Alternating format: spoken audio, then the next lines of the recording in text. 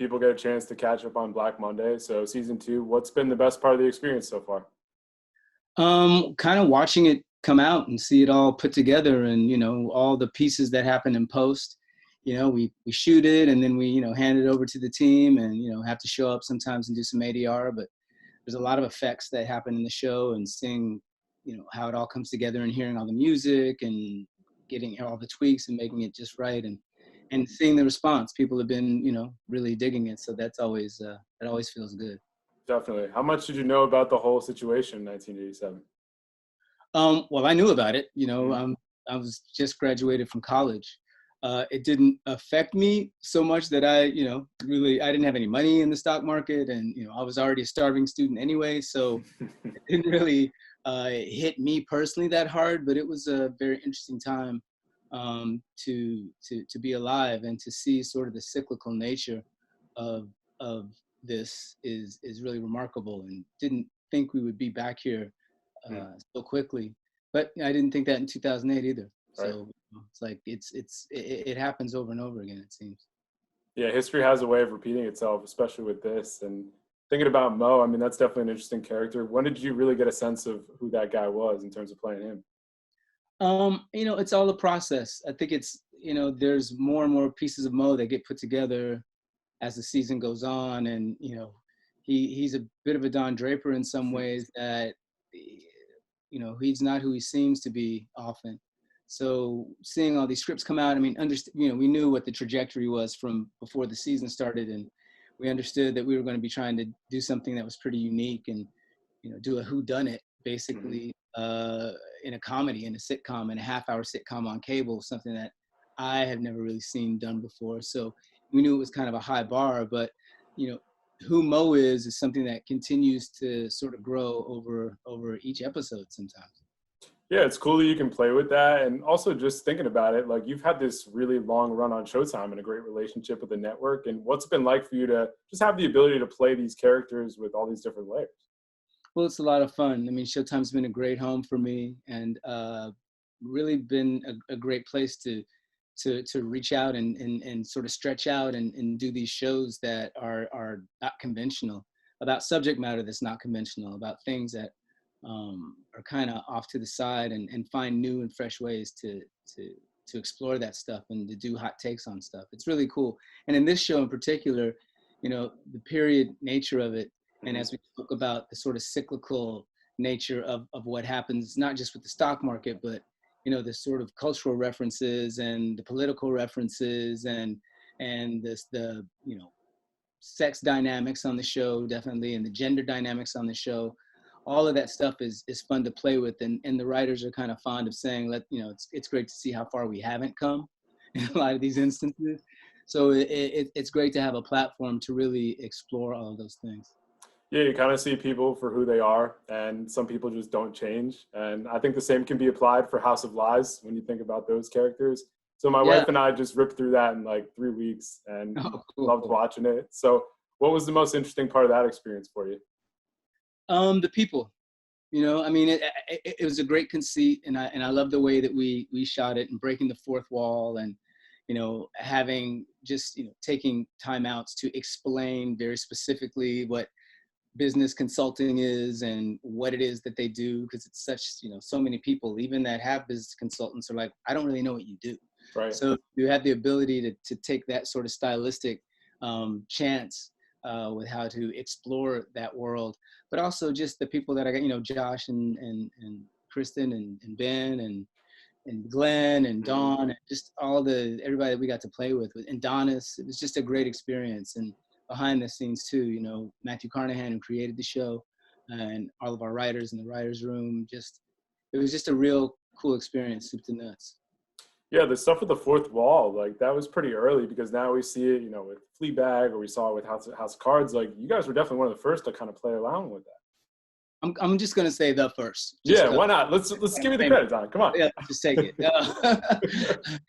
It's not like there was any other medium that ever before broke the fourth wall. In fact, we coined the term. There was no term breaking the fourth wall until we did it. But no, it was again, stylistically, I think it was a cool chance to take and something that people really sparked to. And I remember one season we barely did it at all, and I'd be on social media and people are like, "When are you going to talk to us? When are you going to look at me and talk to me?" Because people really felt that connection with the character when that happened, and it was you know, the timing of when we did it was really, really interesting and fun. And just, again, another stylistic approach that gave us a lot of insight into what these guys did. Yeah, and there's a lot of BS in that world. And for Marty Kaan as a character, too, there's a lot of different layers. What fascinated you the most about playing him? Just that, again, being in a world that was new and kind of playing with the balance between who he was as a father, as a son, as an ex-husband, but as a mate, and trying to really be a good person in that world, and then in the other world trying to do everything he could to just get over.